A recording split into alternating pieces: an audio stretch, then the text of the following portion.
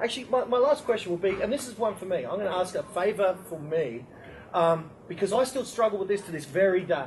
I've got people all across Australia saying, Glenn, you are the man, you've got ET down here. And there are people across the country. We have professional footballers, we have our best athletes calling me saying, Glenn, I can't believe what you've done. I'll be there. You know. And I put up that quote. First time a player sees himself as a champion, fleshing in the trophy, you're dead wrong. I put that quote up on my thing. And there was one guy said, wankers, wankers everywhere. Wankers means an idiot or something, you know. And I didn't think it was a good term. Yeah, not a good term. Yeah, not a good term. Not a good term. I have trouble now dealing with criticism. You know, haters, I suppose, you know. That one guy cut me to the bone and everyone else is just good, that's great, but the one guy... How do you deal with haters? Is there any strategy you got, or I just have to suck it up and get over it?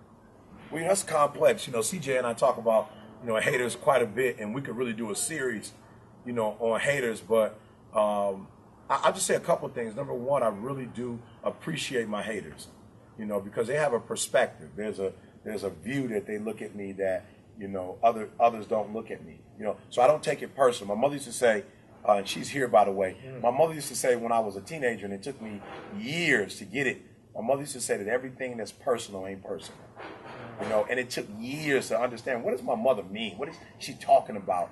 And she meant it, that just because it's personal doesn't mean you have to take it personal. You know, you don't have to let it penetrate.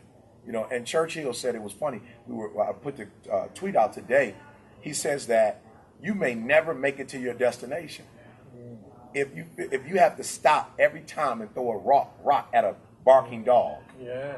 I mean, meaning that dogs bark. That's what they do, you know, and that's what their job is, to bark. But it's your job to keep traveling and, you know, going in the direction. So for me, man, I love my haters.